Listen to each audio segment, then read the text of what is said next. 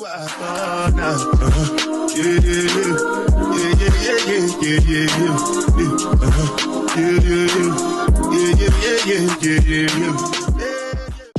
back to my channel. It's your girl Neek the Geek, and today is Why you say I did nothing for you, and if I do anything you want me to do, maybe another time, maybe another life, you will be my wife and we'll get it right.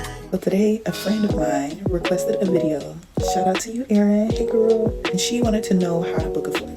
Step 1, go to Google Flights. I don't care what anybody says. The best rundown of the different airlines, and you can book directly through the airlines from Google Flights. Leave Expedia and them where they at. Step 2, you need to find out if your schedule is flexible for this trip, or you are running a very tight schedule and you have very specific dates. Once you figure that out, it will help with your search on booking a flight, because certain days are more expensive. And sometimes if you have a flexible dates, you can mix and match. It's the cheapest options for flights. Next, you need to pick the city where you want to fly out of and the city that you want to fly to. Even if that means you're not in a major city and you're going to have to drive or whatever to a major airport, like an international airport, to determine, because sometimes flying from regional airports is more expensive than flying out of an international hub. 4, I recommend you play around with the settings on Google Flights as far as round trip and one way, because sometimes it may be cheaper to fly one airline to that destination, returning fly another airline. I know some people are a little bourgeois and they only want to fly one airline, but sometimes it makes sense to mix and match if you're trying to stay under a budget that's reasonable for you. 5, I would suggest searching for flights that are within your budget. Your budget round trip is about 400.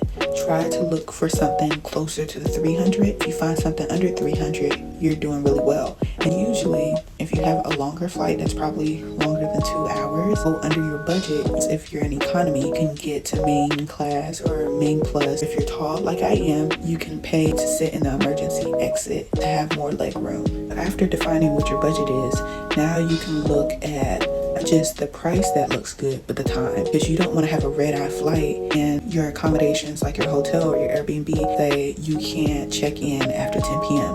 You're going to land in a country at midnight and have nowhere to sleep. Or let's say you're limited for time, you can only get 2 days off for this vacation. It doesn't make sense to land 7 p.m. when you can land at like 8 a.m. or 10 a.m. and have the whole day to do excursions or enjoy your trip. My advice to you is pick a time that works for you. All flights are not a direct flight. You'll get lucky if you get a flight from like Charlotte to Miami straight flight, or Charlotte to New York straight flight. Most of the time there's a layover.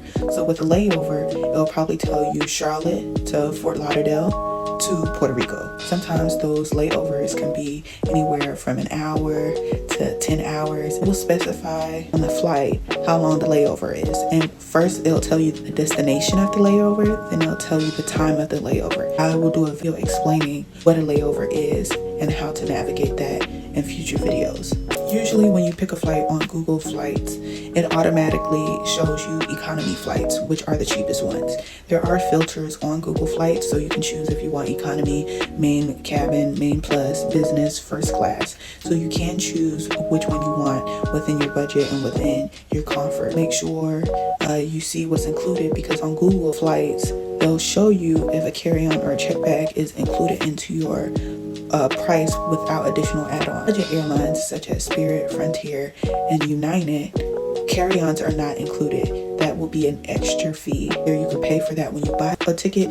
You can add it on before the flight, and you can add it on at the airport when you get there as well. But usually at the airport it's an extra fee. I would just say make sure you're understanding what extra amenities are added to the ticket you're purchasing, and that you're okay with everything it comes with. If not, make sure you add on everything you need for your flight. Tip 8, like I told you previously, book directly from the airlines. Google Flights is a tool. You don't book from Google Flights. You can book on the airline, and I suggest that because if you have any complications with your flight, if you book through a third party, you have to wait for the third party and that airline to contact each other and communicate, which takes forever. You may end up losing your flight or not getting proper communications about a canceled flight or delayed because you're going through another company. So it's just easier to go through the airline. And all airlines have free loyalty rewards programs. Every time you fly, you gain points or mileage. And eventually you can redeem them for free flights or upgrade. I would just say sign up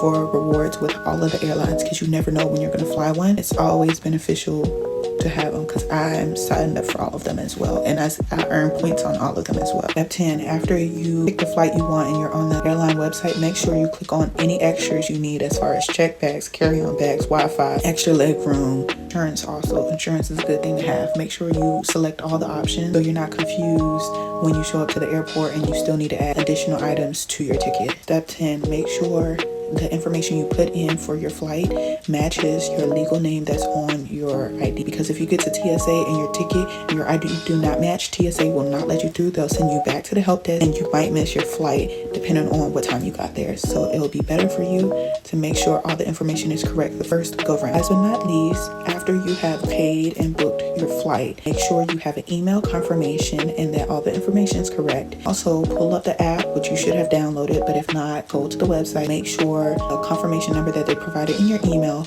matches all the information. You should be good to go. Hopefully you enjoy your first flight. If you have any questions, drop it down below in the comments. But until next time.